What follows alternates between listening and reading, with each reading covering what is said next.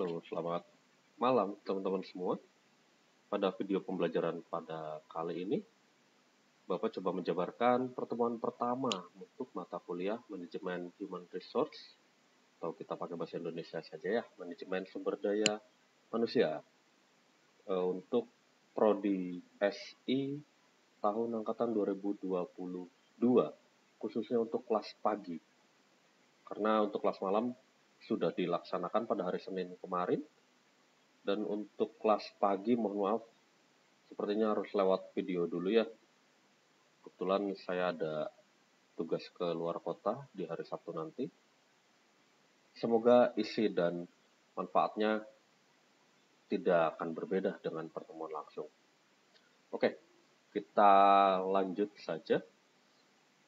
Pada modul pertama kita, pertemuan pertama kita ini, Bapak akan coba menjabarkan terkait apa gambaran kasar mengenai manajemen SDM, fungsinya apa, unsurnya apa, lingkungan apa yang berpengaruh, serta faktor-faktor lainnya yang akan mempengaruhi how to manage kita dalam dunia SDM.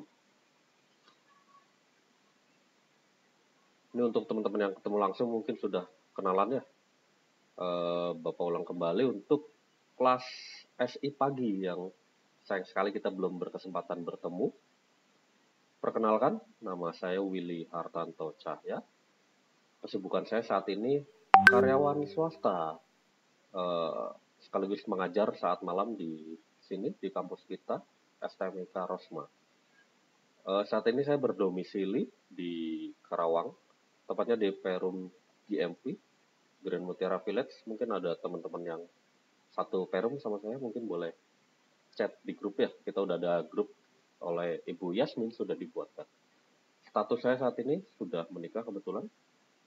Kemudian di bawahnya ada kontak nomor WhatsApp saya serta email yang dapat teman-teman pakai untuk menghubungi atau bertanya langsung ke saya. Oke, kita lanjut untuk bahan obrolan kita kali ini pada pertemuan pertama. Kita akan coba sedikit masuk atau sedikit kita kupas terkait apa itu manajemen SDM, apa unsur komponen yang terdampak dan ada di dalam MSDM tersebut. Kemudian apa fungsi dan peran dari MSDM tersebut? Wewenang yang dapat dilakukannya apa? Kemudian lingkungan apa yang dapat mempengaruhi kita manage? Back to basic, kita harus tahu dahulu apa itu MSDM secara pengertian harafiahnya, secara pengertian deskriptifnya. Terdiri dari dua subjek, dua suku kata, yaitu ada to manage dan sumber daya manusia.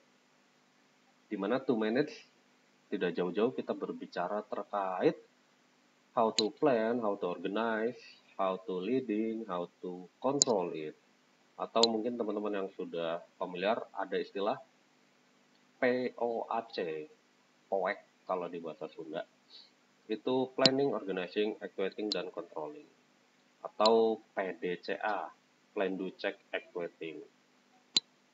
Nah, untuk dari to manage ini, dari mulai perencanaan hingga pengendalian, kita pasti akan selalu dihadapkan terhadap pertanyaan 5W1H. Mungkin teman-teman sudah ada yang pernah familiar dengan 5W1H? What, where, when, apa lagi tuh? Why, dan how ujungnya bagaimana. Jadi apa yang kita kendalikan, apa yang kita rencanakan, kapan kita harus merencanakan tersebut, di mana kita harus merencanakannya, seperti apa perencanaannya.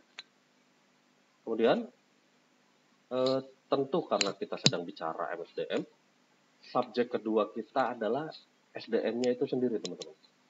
Ya, tentunya SDM adalah individu atau kelompok manusia, serta dalam hal ini tentunya kita bicara dengan sudut pandang perusahaan. SDM itu adalah sumber daya perusahaan, teman-teman. Sumber daya yang dapat dikembangkan di dalam perusahaan. Dan tidak lain tidak bukan adalah kita sendiri, individu manusia itu sendiri. Sehingga secara harafiah MSDM dapat deskripsikan, yaitu adalah proses keberlanjutan dari perencanaan, pengorganisasian, penempatan, kepemimpinan, dan pengendalian terhadap individu maupun kelompok di dalam suatu perusahaan guna mencapai tujuan perusahaan yang sudah ditetapkan. Namun dari sisi keilmuannya, manajemen SDM adalah seni, teman-teman semua. Seni bagaimana kita dapat mengatur manusia tanpa manusia tersebut merasa sedang diatur, guna memuluskan jalan kita mencapai tujuan tertentu, terutama dalam perusahaan. Makanya kenapa di beberapa perusahaan sudah ada konsep people development, ada organization development, itu lebih praktikal dalam menerapkan ilmu MSDM. Tujuannya apa ya? Sebetulnya tujuannya tetap untuk pencapaian tujuan perusahaan, namun bagaimana caranya para karyawan dapat bekerja dengan optimal tanpa merasakan tekanan yang tinggi. Sehingga ketika karyawan tersebut tidak mendapatkan tekanan tinggi atau tidak stres, tujuan tentu akan lebih cepat dan lebih terjamin agar dapat tercapai. Secara unsur, karena kita bicara SDM ya, kita lihat secara unsur dari segi MSDM-nya itu sendiri, kita bisa menjadikan 3 poin besar, yaitu owner pertama, kedua manajemen, ketiga karyawan itu sendiri.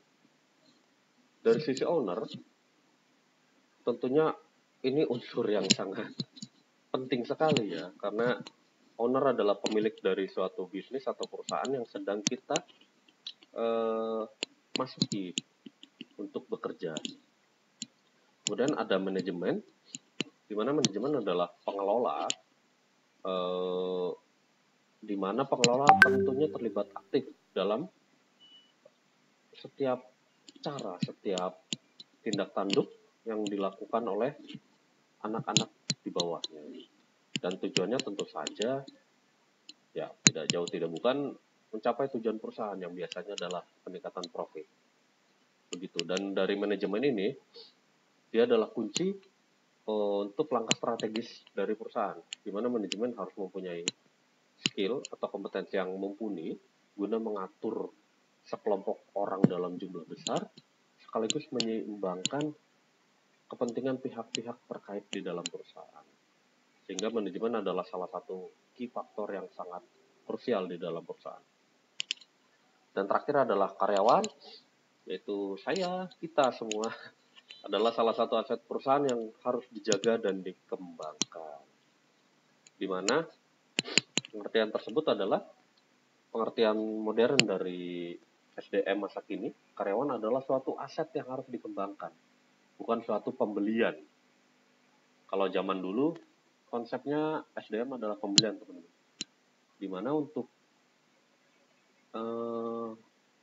melakukan suatu pekerjaan, kita harus merekrut seseorang yang berkemampuan. Di mana perekrutan itu tentu akan mengeluarkan biaya untuk bayar gaji. Oleh karena itu, MSDM zaman dulu identik dengan pembelian orang. Jadi orang tersebut dibeli untuk melakukan sesuatu. Tapi untuk pandangan masa kini, karyawan adalah aset, investasi yang bisa dikembangkan. Secara fungsi dapat dibagi menjadi 2 spot besar, dari fungsi manajerial dan dari fungsi operasional, teman-teman. Di mana dari fungsi manajerial, ya sudah terlihat dari namanya, fungsi tersebut adalah berfokus pada perencanaan, pengorganisasian, penempatan, kepemimpinan, dan pengendaliannya, how to control-nya. Jadi mulai perencanaan, actuating atau implementasi hingga ke pengendaliannya. Kemudian dari sisi operasional, ini lebih ke teknikal harian atau pekerjaan yang memang dilakukan dalam dunia SDM. Tidak jauh-jauh tentunya pengadaan karyawan, rekrutmen, pengembangan, development, pemberian kompensasi atau gaji, program integrasi atau penyesuaian karyawan, pemeliharaan, serta PHK. Jadi 2 konsep ini fungsinya A sampai Z sebetulnya, teman-teman. Yang satu dari sisi manajerial, yang satu dari sisi operasional. Kemudian perannya apa sih? Setelah kita tahu fungsinya, untuk apa fungsi tersebut diperankan gitu? Memang butuh. Oh betul, tentu. Dalam peran MSDM, tentunya tidak bisa dipungkiri, manajer SDM lah yang berperan lebih aktif dalam melakukan fungsinya.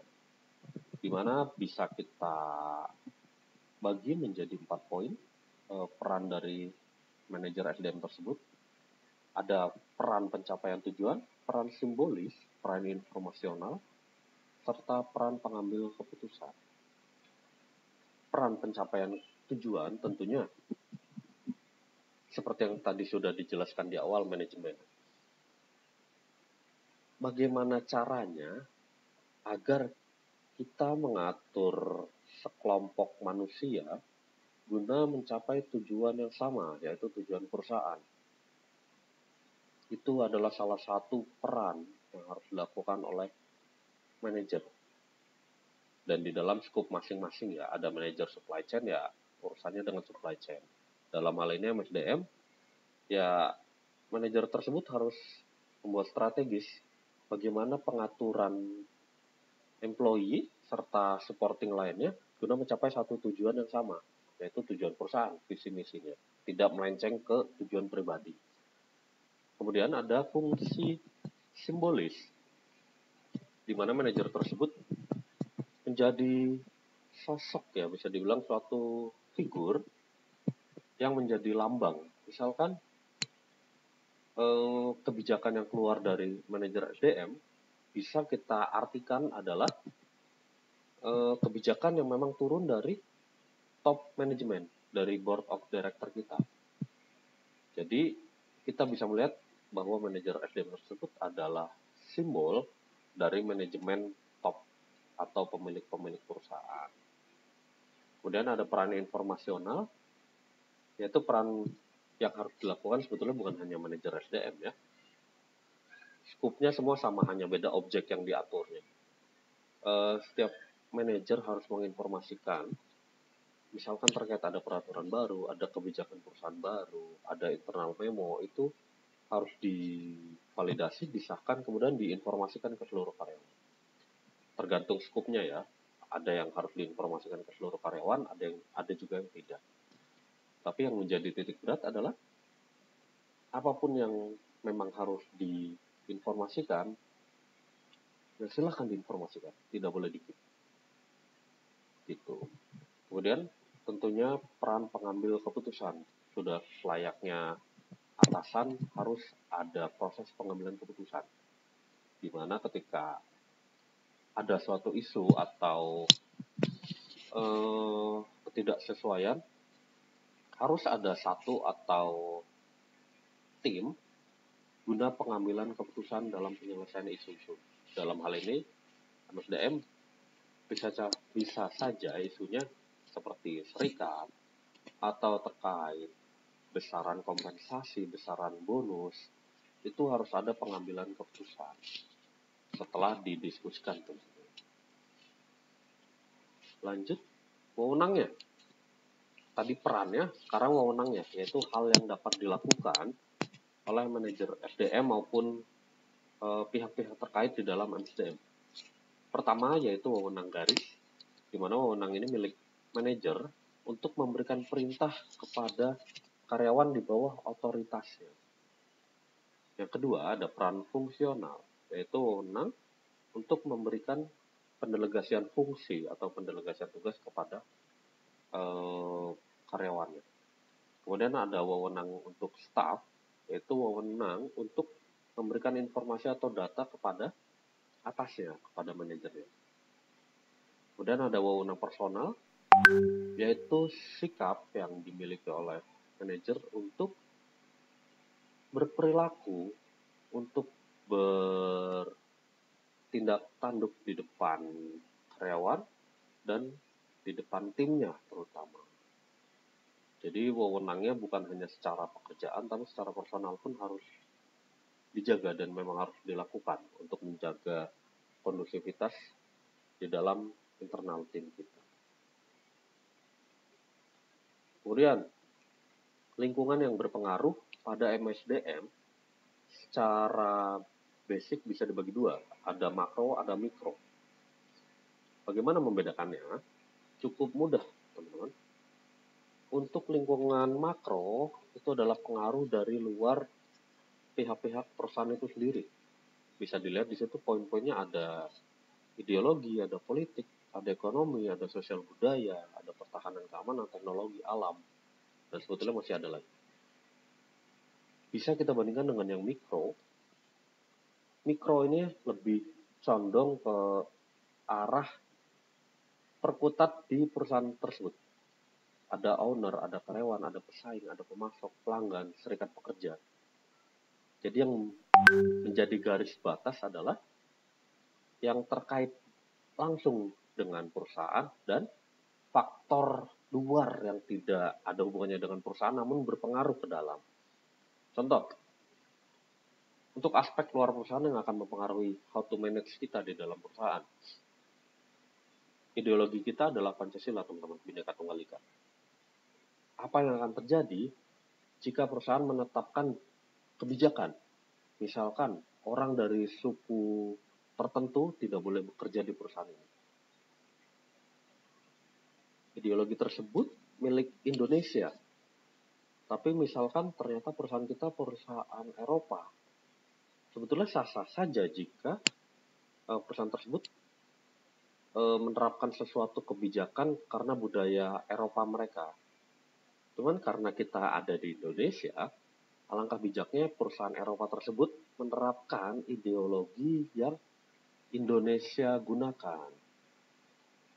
Yaitu tidak boleh ada pembeda-bedaan suku, ras, dan agama. Kita berbeda-beda tapi tetap satu.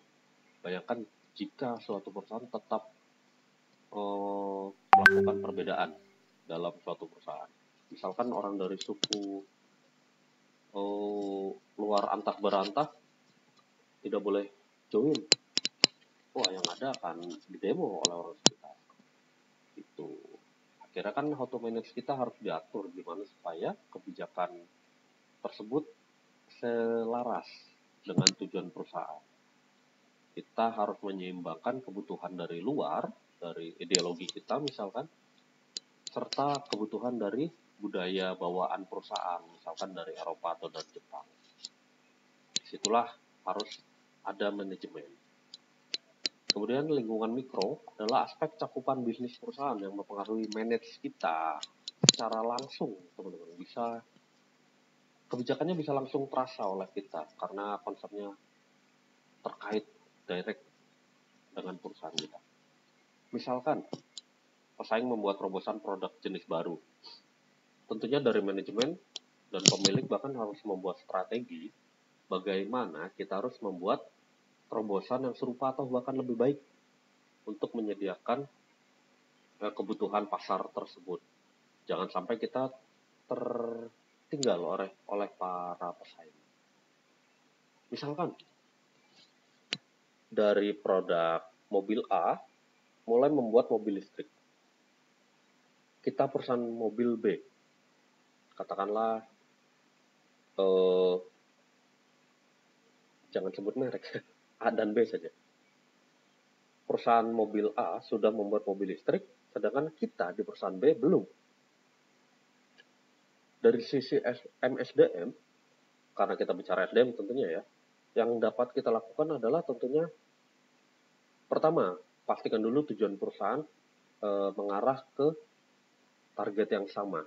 Misalkan, tahun ini kita harus membuat mobil listrik yang lebih baik daripada perusahaan A.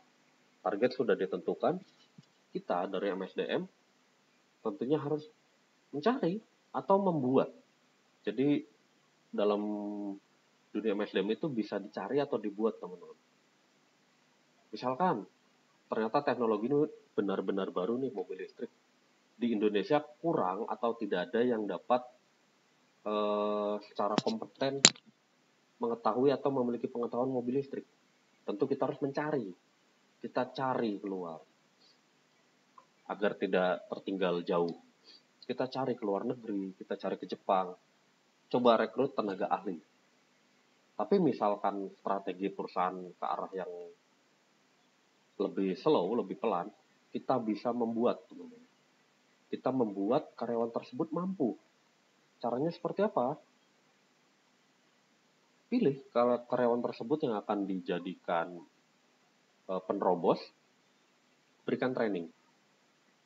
Mungkin teman-teman sudah tidak asing, apalagi yang sudah bekerja, ada pengiriman karyawan ke Jepang, pengiriman karyawan ke Cina untuk studi banding, untuk tukar teknologi, untuk sharing knowledge. Itu adalah salah satu upaya perusahaan untuk membuat, teman-teman.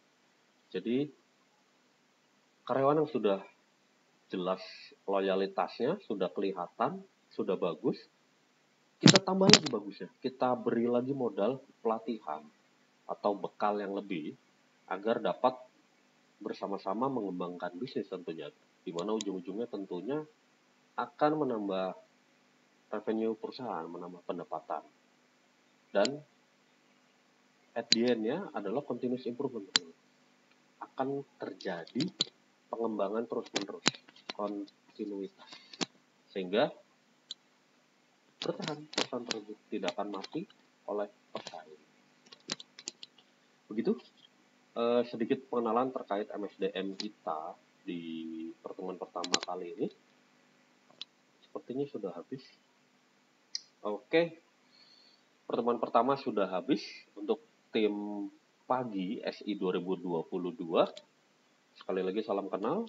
Semoga apa yang tadi disampaikan dapat bermanfaat sedikit atau banyak di kehidupan teman-teman semua ya. Oke, kalau begitu saya akhiri pertemuan kita kali ini. Semoga semua sehat selalu. Jangan lupa bahagia. Thank you.